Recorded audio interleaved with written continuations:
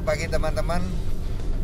Kembali lagi di channel YouTube saya It's My Journey dengan saya Ambar.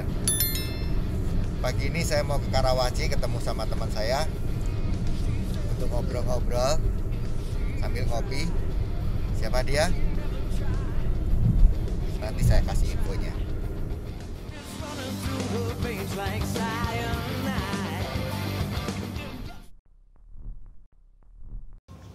Oke, selamat malam teman-teman. Selamat malam.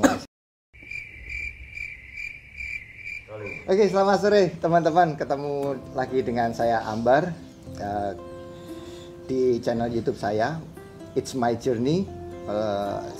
Sore ini saya sama Pak Winarso. Pak Winarso ini teman, sahabat, dan juga tokoh inspirasi buat saya, Mas Win. Berlebihan tokoh inspirasi. Oh iya loh, setiap orang kan harus punya sesuatu hal yang bisa diberikan kepada orang lain, dan Mas Win banyak banget loh ngasih inspirasi buat saya secara pribadi. Boleh, bebas. Biar lebih enak, Mas Win. Siap. Mas Win sibuk apa sekarang? Nggak sibuk apa-apa lah. Orang yang penuh happy ya. Kalau teman-teman lihat di YouTube-nya apa, Mas Win? Win Pamahayu. Win Pamahayu 500 uploadan semuanya lagu. Itu karena nggak punya kerjaan kayak gitu. Oh gitu ya. Iya. Tapi semuanya selalu happy loh, saya lihat Mas Win ya. Ya Mas Win, kalau di kalangan teman-teman mungkin Mas Win nggak asing lah, apalagi kalau di Halim ya Mas Win ya. Tapi kalau saya pribadi yang baru kenal Mas Win tahun 2015 sampai sekarang karena ada hubungan pekerjaan. Tapi Mas Win saya ngelihat sebagai sosok yang inspiratif buat saya. Perjalanan hidupnya, terus kesuksesannya, perjuangannya. Wih. Ya toh Mas Win ya. Anak-anak sehat Mas Win? Sehat, alhamdulillah. Ya, di mana sekarang? Ada di sini. Oh, anak di sini. Ada di sini. Di sini. Sudah selesai semua? Enggak, yang satu masih kuliah. Kuliah di mana? Di multimedia, Universitas Multimedia yang di Sumarekon Mall Serpong. Oh, iya sekolah Universitas Multimedia itu ya. Oh iya. Yang kecil itu ya Mas Win ya? Yang kecil. Mas Win, aku pengen tahu nih. Aku nggak mau ngelihat Mas Win yang sekarang gitu kan. Iya. Aku pengen tahu Mas Win yang dulu itu bagaimana gitu Mas Win ya. Mas Win dari kecil sampai sekarang ini tetap di Jakarta atau sebelumnya? Enggak. Gimana? Panjang sih ceritanya. Jadi saya tuh lahir di Cilacap, Jawa Tengah, 22 perbatasan ya. Maret 68, jadi 53 tahun yang lalu. 53 tahun tahun lalu, jadi sudah tua banget. Jadi bapak saya tuh waktu di Cilacap itu tukang becak. Jadi dia mangkal di depan Hotel Surya gitu. Hotel Sinar kalau tidak salah, lupa saya Hotel Surya atau Hotel Sinar lah. Mangkal di sana. Jadi saya nyeker kalau sekolah karena teman-teman lain sudah pakai sepatu. Tahun waktu itu udah pakai sepatu. Saya nyeker karena ibu bapak saya kan tukang becak aja. Nah, setelah tukang becak dia bangkrut lah.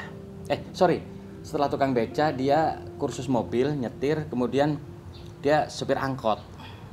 Punya angkot sendiri? Punya angkot sendiri, sempat punya angkot sendiri. Tapi karena setelah 5 tahun angkot itu rusak-rusakan, sehingga akhirnya bangkrut total, dijualin semua. Ibu saya kan orang yang tegas, keras, dan semangatnya luar biasa. Dia ngajak merantau ke Jakarta. Ngajak merantau ke Jakarta, yang dituju adalah kakak tiri saya dari bapak, anaknya bapak saya. Dia juga cuma supir juga ternyata di Pinang Siak, kota. Yang dituju dia, tapi dia juga orang yang nggak punya. Jadi waktu itu kita datang dengan kereta di Bios, turun di Bios sudah bawa panci lah, bawa segala macam. Saya anak pertama dengan ibu ini. Bawa panci, bawa segala. Adik saya 5. Jadi 6 orang tambah ibu saya 8 orang itu merantau ke Jakarta tanpa tujuan. 8-8-nya semuanya. Tanpa tujuan, akhirnya kakak saya tuh rumahnya ngontrak di Tanah Merah Pluit. Tanah Merah Pluit. Kita tinggal di saudara waktu itu. Saya jualan getuk lindri. Saya jualan getuk lindri, jualan jagung rebus, jualan segala macem lah. Itu ibu yang bikin atau? cendol juga saya yang bikin. Saya yang bikin, ibu saya yang bikin, ya semuanya bareng-bareng. Kalau jam 3 subuh sudah bangun. Ini apa, ngerebus singkong, terus tumbuk, terus jualan. Jualan juga di tenteng-tenteng begini. Terus nggak lama jualan cendol dengan bapak saya tuh dorong dari apa mangkal di Pluit waktu itu Tirtaloka, waktu itu masih ada Tirtaloka. Tapi nggak laku juga. Akhirnya kita jalan terus jualan itu sampai ke Muara Angke. Oh ya, waktu tinggal di situ juga saya nggak bisa lama karena rumah itu kecil, ber-8 ditambah keluarga yang lainnya. Akhirnya ada tanah kosong tuh di Kepaduri. Tanah kosong, terus kita cari-cari kayu bekas, triplek bekas, kita tancap, kita tinggal di situ tuh ber-8. Iya, saya tidur di kolong meja segala macam, ber-8 tuh. Miskin banget lah. Akhirnya ke Muara Angke lah. Akhirnya dapat pangkalan di Muara Angke. Kita jualan cendol di Muara Angke. Dapat lapak. Iya. Selama jualan cendol tuh saya naik kapal, bawa apa cendol, loncat-loncat dari kapal satu kapal lain. Terus kadang-kadang juga nemu ikan di orang yang nelayan jatuh ikannya, saya ambilin, saya jual. Ada es batu juga, gitu-gitulah. Sampai pada suatu hari bapak saya tuh ditawari kerja di SPBU di sana. Di SPBU sana. Tapi nah, dari situlah kehidupan saya meningkat nih, agak kemudian lebih baik. Begitu lebih baik, saya bisa sekolah nerusin dari SD kelas 3 saya pindah dari Cilacap. Terus kemudian kelas 5 SD saya nerusin kelas 5. Selama waktu masih miskin, luar biasa saya. Untuk bisa hidup itu luar biasa. Karena semuanya kita kerahkan untuk bisa dapetin uang. Ada yang jualan, saya jualan getuk lindri, adik saya masih kecil belum bisa apa-apa, tapi bapak saya ngecapin apa sih istilahnya itu kalau orang Cina meninggal yang dibakar, uang-uangan itu. Ya. Bahkan saya pernah pengennya mie ayam itu, saya bisa ngambil mie di tempat cucian bekas orang itu, saya makan itu karena saya kepenginnya mie ayam, rasanya kayak apa sih mie ayam, sampai segitunya tuh. Segitunya ya Mas Winya. Kalau makan tuh nggak pernah bisa kenyang. Ber-8 nasi sedikit, campur segala macem lah, campur minyak, campur ikan asin gitu, ditumbuk-tumbuk kayak gitu-gitulah. Terus akhirnya lumayan setelah bapak saya kerja di Muara Angke. Kita sempat beli rumah, terus kemudian setelah itu bapak saya dipecat dari tempat kerjaan. Di tempat kerjaan saya pas SMP, lulus SMP. Lulus SMP. Iya, akhirnya kita pindahlah ke Purbalingga. Oh, pindah lagi ke Purbalingga. Di sana kita miara ayam pilihan yang nggak tepat juga. Begitu miara ayam, saya lulus SMA, bangkrut lagi. Wah, kita pindah lagi ke Jakarta, bareng-bareng lagi, boyongan lagi, nol total, berdelapan lagi. Iya, berdelapan lagi, nol lagi semuanya. Nah, akhirnya kayak gitulah, akhirnya ngontrak lagi di bedengan begitu. Ibu saya jualan warteg.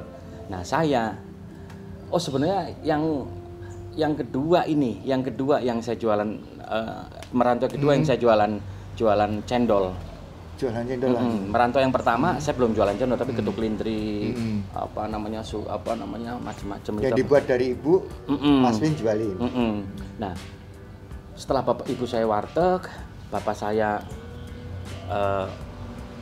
kerja di toko di mana, di kota Pasar Baru. Saya jualan cendol. Kemudian sebelum pergi merantau lagi saya sempat tes Sipenmaru. Ikut tes Sipenmaru. Nekat tuh Mas. Nekat. Mas Win pinter waktu itu, merasa pinter. Enggak lah, gara-garanya memang waktu itu sempat cuma 25.000 kalau nggak salah. Daftarnya. Saya daftar. Nah, begitu daftar, saya lupakan itu karena langsung merantau ke Jakarta dengan keluarga dan hidup susah lagi. Ternyata saya diterima. Di Supermaru itu? Iya, saya milih Undip, diterima di Fakultas Hukum Undip. Akhirnya saya sampaikanlah ke Bapak Ibu, ya Bapak Ibu nggak bisa apa-apa, nangis. Terus menyarankan, katanya ada sepeda di Purbalingga yang waktu itu dipinjam orang, kamu coba diambil, dijual. Untuk bekal. Saya datang ke sana dengan bawa tos yang besar, ternyata sepeda itu juga sudah nggak ada. Terus kemudian akhirnya saya datang ke sekolahan saya, SMA Santo Agustinus, itu SMA Katolik. Purbalingga? Iya, karena saya sekolahnya di sekolah Katolik waktu itu di SMA-nya. Saya datang ke kepala sekolah, Pak, saya diterima di Undip. Terus kemudian saya tunjukkan korannya, saya tunjukkan bukti ujiannya. Terus anak kepala sekolah tuh rangkul tuh, masuk ke kelas-kelas masing-masing dengan membawa apa namanya, kotak kapur lah. Kotak kapur, beneran kotak kapur. Ini teman kamu, kakak kelas kamu diterima di Undip, tapi dia kesulitan keuangan, tolong dibantu. Cemplung, receh-receh gitu. Terus sisanya ditombokin kepala sekolah, jadilah 120.000. Karena memang saya perlu 120.000 aja. Segitunya? Iya. Begitu 120.000 ketemu, saya berangkat ke Semarang. Naik bis dengan bawa tas, saya juga nggak tahu yang dituju, akhirnya saya tidur di Simpang 5. Bener-bener di Simpang 5 saya tidur. Di bundaran itu? Iya, di Simpang 5. Itu? Iya, di Simpang 5 saya tidur. Gila. Di Simpang 5 tidur, ternyata besok katanya buat upacara gitu, sehingga saya dibangunin, akhirnya saya pindah ke masjid sebelah. Oh iya, depannya. Masjid Agung. Teman-teman, ini Mas Win orang paling sibuk. Saya cukup sangat beruntung bisa ngobrol seperti ini. Biasanya kalau di Halim, ketemu di Halim, susah banget untuk bisa ngobrol gini.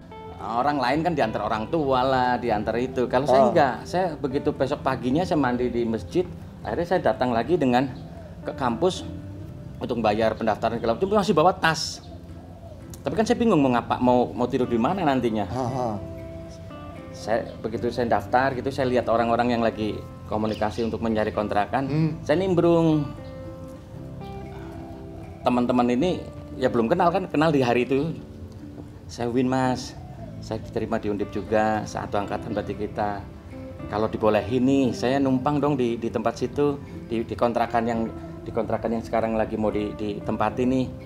Saya deh yang nyuciin, ngepelin semuanya, saya masak juga, saya bilang gitu. Gila, segitunya Mas Win ya. Iya. Akhirnya mereka memberanikan diri ya. Mereka berlapan itu sudah. Akhirnya saya masuk jadi bersembilan. Akhirnya tinggallah di rumah itu. Saya pertama sih, karena pertama saya lakukan semua apa yang saya janjikan. Setelah itu karena teman dekat udah nggak lagi. Teman-teman udah mungkin merasa nggak enak, udahlah nggak usah gitu. Udah nggak lagi melakukan itu. Nah, semester kedua mau bagaimana coba? Kan nggak mungkin semester kedua melakukan hal yang sama. Maksudnya datang ke sekolahan lagi juga nggak mungkin. Saya juga nggak bisa untuk bayar lagi. Akhirnya semester kedua saya bikin list sumbangan. Saya datengin anak-anak yang asli Semarang. Saya minta sumbangan untuk semester kedua itu. Mas edarin itu, iya, bikin sendiri, edarin sendiri pakai motor. Dapat untuk bayar semester kedua. Nah, semester ketiga gimana? Ini satu tahun rumah ini juga sudah selesai, mereka nggak terusin lagi karena sudah 1 tahun sudah akhirnya pindah keluar masing-masing. Saya ngadep Pak Muladi. Pak Muladi. Rektor Undip. Dulu rektor, waktu saya dekan. Oh, dekan. Saya ngadep Pak Muladi, saya sampaikan bahwa saya itu mahasiswa yang miskin. Kemudian saya minta mohon agar ada peluang untuk dapat beasiswa atau apa gitu. Pak Muladi realistis, model kayak kamu tuh banyak banget, miskin dan kebetulan bodoh juga gitu loh, karena IP saya paling kecil, IP bodoh. Jadi ya realistis saja, kalau kamu memang tidak mampu, ya memang mungkin memang bukan waktunya kamu untuk kuliah gitu. Ya wajar karena yang dapat beasiswa adalah orang yang pinter, yang pinter. Dan IP saya buru-buru 2,5, 2,47 gitu. Pas-pasan terus gitu ya, Mas Win. Nah, akhirnya sudah saya keluar dari ruangan Pak Muladi. Kebetulan waktu keluar tuh ada surat yang jatuh. Surat itu saya tujukan ke adik-adik saya di Jakarta, bahwa karena ibu saya kan warteg kan nih. Dulu waktu masih warteg, waktu saya masih di Jakarta, Saya beli bawang merah pun saya lari ke pasar, lari, beli apapun lari saya sendiri. Biar lebih murah. Iya, nyuciin, ngelapin. Nah, saya nasihat itulah buat mereka. Cuman surat itu kan kembali ke alamat, karena kan saya nggak tahu alamat rumah saya itu. Gitu. Karena rumah itu kan cuman tanah kosong, dibikin bedeng, nggak jelas ngerti. lah ya Jadi, istilah kasarnya. kepada Pak Saroso, warteg sebelah pabrik kerupuk. Alamatnya cuma gitu dong. Ya nggak bisa nyampe. Oh iya, Iya. sebelum saya lupa, waktu saya berangkat diterima itu, saya jual mesin getuk lindri tuh ke pabrik kerupuk itu 15.000 tuh supaya bisa berangkat ke Jawa. Jual sepeda itu saya jual mesin getuk lindri ke pabrik kerupuk, makanya saya tahu ada pabrik kerupuk di situ. Nah, kembali ke alamat, jatuh di Pak Muladi. Akhirnya Pak Muladi baca lah. Besoknya saya dipanggil. Berarti ini orang ini benar gitu. Dipanggil untuk, akhirnya bingung juga, nggak mungkin dikasih beasiswa. Akhirnya diberi kerjaan di perpustakaan. Diberi kerjaan di perpustakaan, kemudian si Pak Muladi ngasih 10.000 per bulan, pembantu dekan 1 10.000 per bulan, pembantu dekan 3 10.000 per bulan. Jadi saya dapat gaji 30.000 per bulan. Per bulan waktu itu. Terus, sampai lulus sih dapat itu. Masalahnya adalah saya udah pacaran waktu itu. Waktu saya SMA saya punya pacar di Purbalingga. SMA saya kan Purbalingga. Jadi saya memutuskan untuk waktu semester 5 saya panggil waktu itu calon istri saya untuk kawin aja deh kita, supaya itu. Akhirnya saya menikah tuh. Iya, waktu rumah itu, oh ya, ditambahin dengan dikenalkan dengan dosen itu. Akhirnya saya disuruh tinggal di percetakan sama dosen itu. Jadi waktu saya minta beasiswa, Pak Mula dipanggil lagi, dikasih itu, sama dipanggilkan salah satu dosen yang punya percetakannya ini apa? Oh ya, masih manual. Ya, masih manual itu yang cuma 2 orang di situ. Jadi saya masakin di situ, saya tidur di per bed gitu apa? Di bed yang matras gitu. Akhirnya ya itu saya harus menikah itu. Karena memang saya pikir, aduh saya miskin banget kayak gini, udah punya temen deh. Itulah. Nekat ya Mas ini ya. Semester 5 saya menikah. Semester 5 menikah. Bapak ibu saya ketemu di jalan dengan mertua besan. Habis itu nggak pernah ketemu lagi dari sampai sekarang. Terus kemudian, aduh panjang deh ceritanya, sampai kemudian saya harus kerja tuh tiap hari tuh. Perpustakaan, malamnya saya ke pelabuhan ngerapin karung-karung bekas, karung-karung kotor, bau. Pelabuhan di mana Mas? Pelabuhan Tanjung Mas. Oh, Semarang. Ada karung, gudang numpuk. Itu cuman gara-garanya saya penelitian mau skripsi, begitu ada karung-karung bekas, Pak saya rapihkan ya. Kamu mau ngerapihin? Enggak apa-apa Pak, saya rapihkan. Jadi tiap hari tuh saya ngerapihin itu tuh, rapihin sampai selesai rapih itu karung, tuh ribuan karung. Kemudian saya kerja di Sri Ratu, bersihin mall. Bersihin keramik di atas itu, pakai berbola gitu. Turunnya saya bisa bungkusin bekas semen, besi, bisa jualin. Saya kuliah itu. Kalau beli baju bekas ya beli baju bekas di pasar Peterongan itu. Ya gitulah. Sampai lulus kuliah 92, terus kemudian merantaulah ke Jakarta dengan istri saya. Di tengah jalan tahun 90 bapak saya meninggal. Jadi dia nggak sempat lihat anak saya. Nggak sempat lihat cucunya. Saya nangis luar biasa itu. Saya pulang dengan kereta dengan Yudis anak saya sama istri saya tuh. Saya ingin gali itu kuburannya. Saya datangin ke kuburan malam, saya gali, nangis. Tapi sudah, hidup tetap harus berjalan. Akhirnya saya nerusin kuliah, saya lulus, saya pindah ke Jakarta. Saya ngojek. Mas Min udah lulus ya? Udah lulus, saya ngojek. Sarjana hukum, ngojek. Tahun 92 tuh saya ngojek karena bodoh, jadi saya nggak diterima di orang daftar calon hakim, saya nggak diterima, daftar di kantor pajak saya nggak diterima, daftar mana-mana nggak diterima. Tapi kan makan tetap harus jalan. Sehingga saya pernah ngelamar bareng istri saya dari sopekan koran, malah yang diterima istri saya untuk adminnya. Saya malah tetap nggak diterima. Yaudah, saya ngojek tuh di Grogol tuh, di dulu Bank Dewa Ruci namanya, yang sekarang menjadi mall Citraland. Bukan, mall ini. Citraland juga sering. Mall Central Park. Oh, Central Park. Ngojek di situ. Jembatan besi ya? Saya masih ingat kejadian begini. Ada orang kesusahan naik mobil tuh. Dia di kolong. Saya berhenti tuh, lampunya saya turunin, saya pakai L2 Super, saya gasin gitu supaya dia terang. Gak tujuan apa-apa. Daripada bengong karena penumpang nggak datang-datang. Sampai selesai orang itu keluar, ngasih duit. Seneng kayak gitu-gitu. Jadi model kayak begitulah. Nah, kerja pertama kejadiannya juga lucu. Saya punya pelanggan ibu-ibu tukang pijet. Jadi kalau pagi-pagi saya nganterin dia ke tukang pijet, keliling ke pijet langganan. Toko perumahan di Grandville.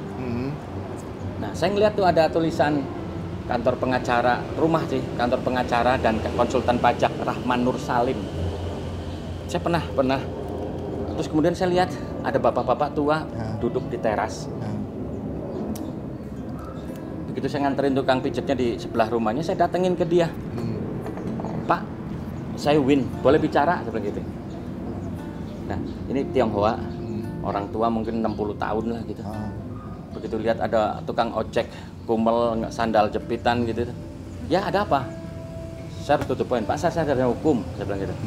Saya boleh magang di sini. Akhirnya dia berani tuh datang ke pintu gerbang. Coba saya lihat ijazahnya. Terus saya pulang, saya ngambil ijazah. Balik lagi. Iya, saya kasihkan ijazah aslinya, selonongin. Akhirnya dibuka pintunya. Hari itu juga saya langsung magang di kantor pengacara selama 6 tahun dengan uang kalau nggak salah 75.000 atau berapa, saya lupa lah. Murah banget, kecil banget. Tapi nggak apa-apa. Magang selama 6 tahun tuh saya di situ di kantor pengacara itu. Kemudian kantor pengacara itu punya klien perusahaan sekuritas. Kemudian saya kenal dengan ownernya, saya ngomong bahwa boleh nggak saya kerja di sini. Besoknya langsung kerja di situ saya. Oh, ya? Tanpa pernah ini. 6 tahun juga saya.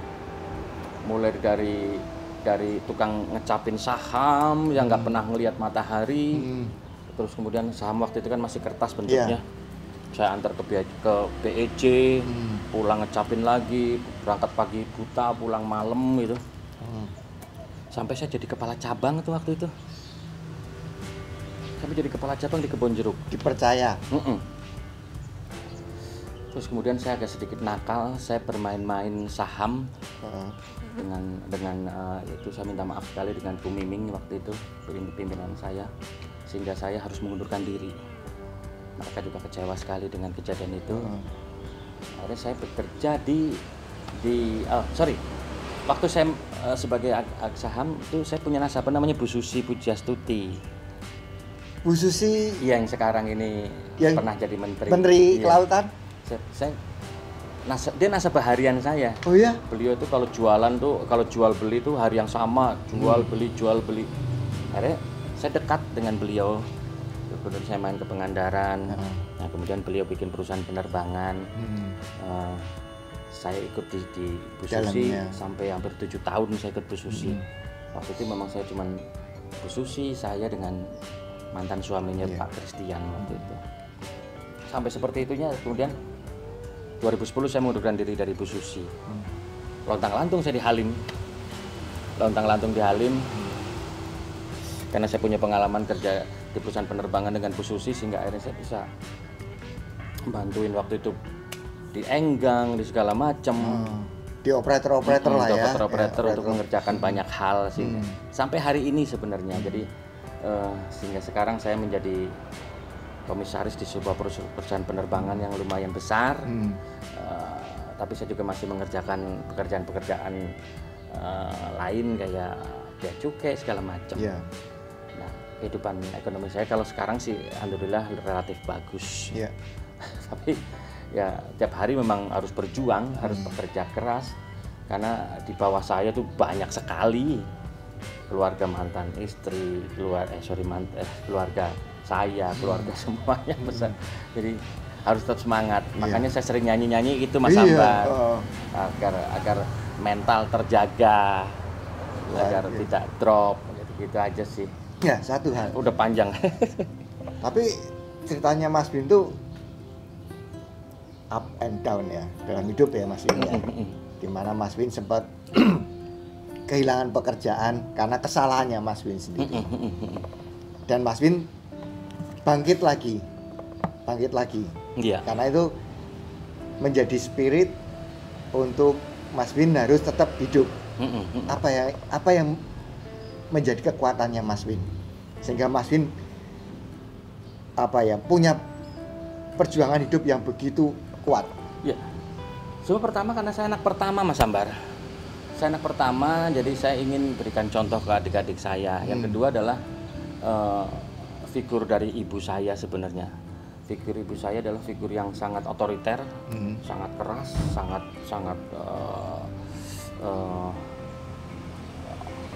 tegas, sehingga tidak ada cerita untuk diam. Karena di rumah itu nyuci piring apa semua saya kerjakan. Jadi terbiasa dari kecil saya memang seperti itu. Kalau enggak dimarahi habis, atau dilempar apalah nasi apa segala macam. Karena jadi ini keras banget didikan ibu saya. Dan harus menjadi orang yang kuat ya. Iya, orang yang kuat. Halo Yudis, ntar lagi ngobrol-ngobrol. Baru pulang. Mas Win. Iya. Boleh Mas Win ngomong, boleh enggak ya? Jadi saya bertanya. Kalau saya belajar dari seseorang itu selalu belajar dari kegagalan. Iya. Dalam hidupnya Mas Win, kegagalan yang terbesar dalam hidupnya Mas Win itu apa?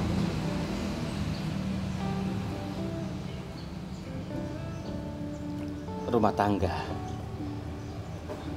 Jadi saya sekarang single parent. Saya sekarang duda dengan 3 anak.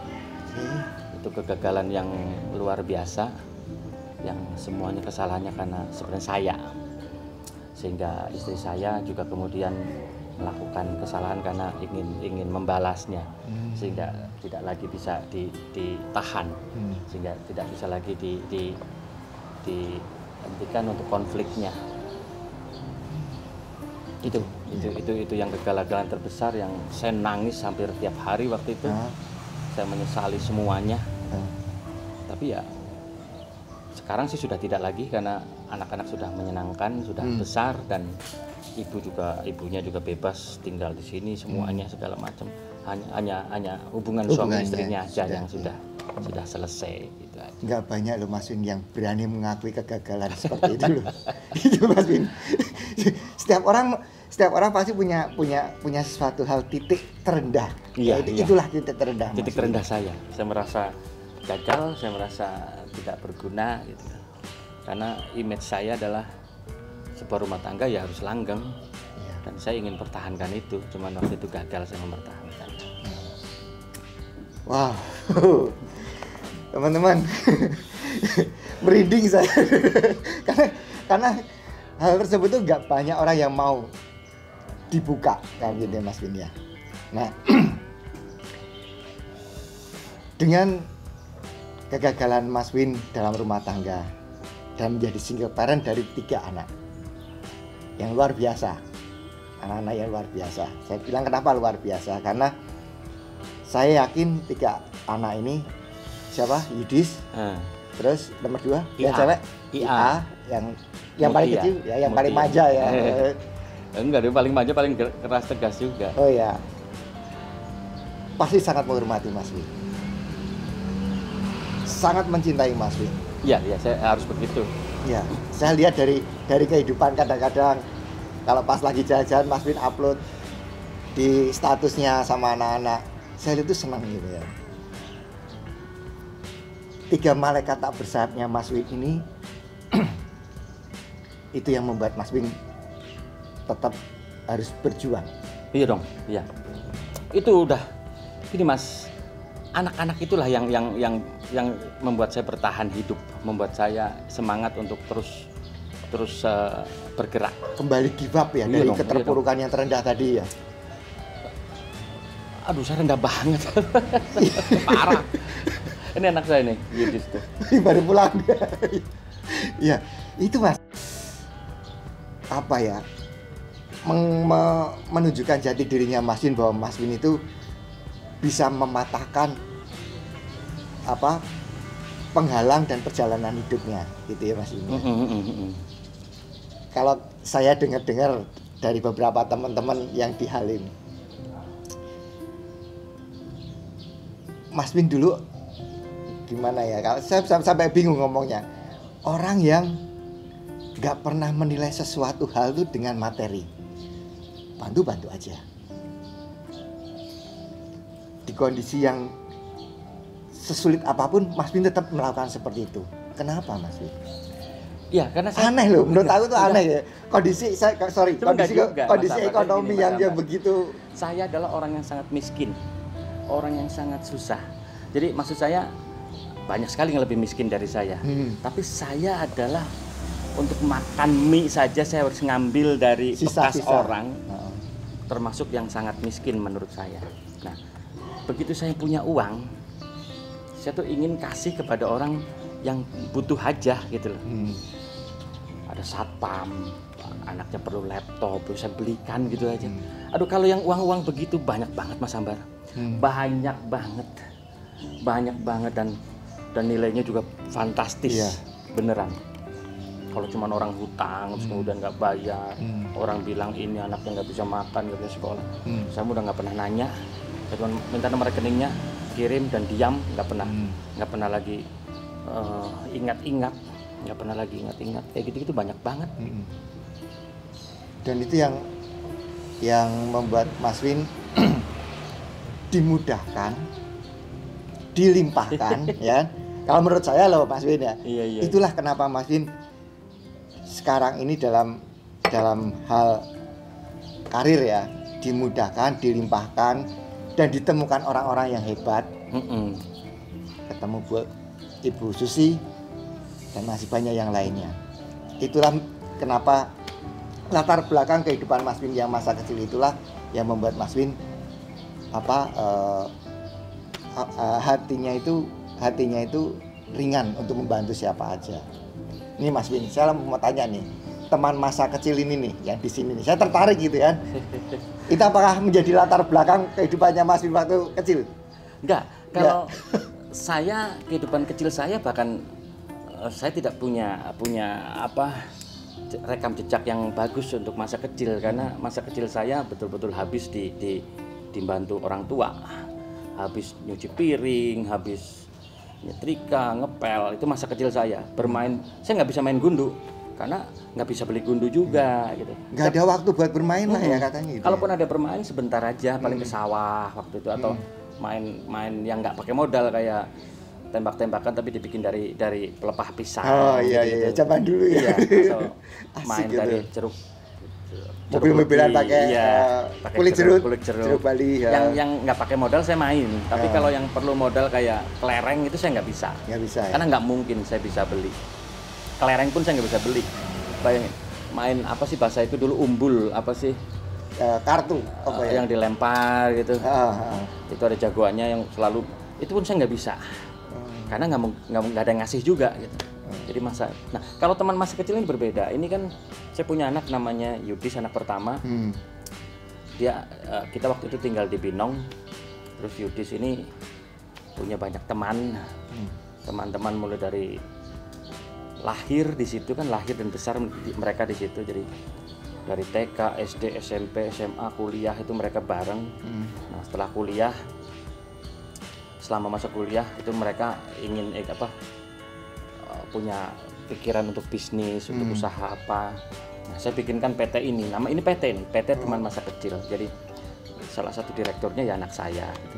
Saya direktur utama untuk yang ini.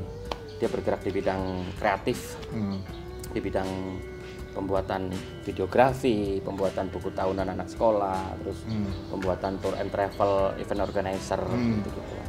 Terus kedua membuat merchandise, profil perusahaan, Elang Lintas, juga bikin baju-baju seragam, apa saja lah yang bisa buat mereka bergerak, bekerja dan mungkin menyambung hidup. Mas Win support itu ya? 100%. Semuanya saya yang support. No profit? Sama sekali belum ada profit. Tapi tetap support? Nggak pernah berhenti lah kalau itu. Karena tanah ya. Iya. apalagi yang menjadi baterai hidupnya Mas Win ya. Iya, nggak pernah berhenti, nggak akan pernah berhenti. Impiannya Mas Win sekarang apa Mas? Pengen apa sekarang? Impian saya cuma sederhana lah. Saya cuma pengennya sih tinggal di desa. Cuman kalau nggak bisa juga nggak apa-apa. Cuman anak-anak bisa mentas. Saya punya cita-cita bisa punya rumah masing-masing gitu. Kemudian mereka tinggal di rumah masing-masing. Saya gantian aja ke rumah masing-masing gitu. Itu aja, saya nggak muluk-muluk Mas Ambar. Apa aja. Kalau yang nomor 2 aktivitasnya apa? Dia kerja di perusahaan penerbangan. Ya? Iya, jadi di Smart Cakrawala Aviation. Pak Pongki itu luar biasa. Saya kenal dengan beliau tuh tidak sengaja. Jadi beliau yang datangi saya, katanya dia mau buat perusahaan penerbangan lah apa. Akhirnya dia bisa seperti itu, bisa dekat dengan saya tiap hari, curhat-curhatan, ngobrol.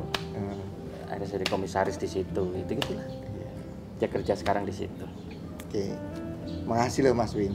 Sharingnya yang membuat saya menjadi lebih menjadi lebih baik lagi.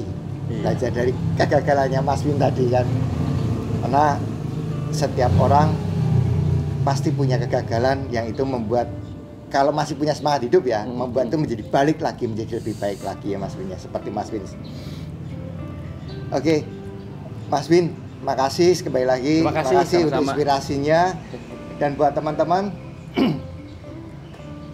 jangan lupa subscribe juga di YouTube-nya Mas Win. Apa Mas Win? Win Pamahayu. Win Pamahayu. Dan jangan lupa juga subscribe di YouTube saya juga. Harus itu. It's My Journey di Ambar Kurniawan. Nanti saya pengen ngobrol juga dengan Yudis, anak pertamanya Mas Win. Tapi tunggu di channel saya berikutnya. Terima kasih.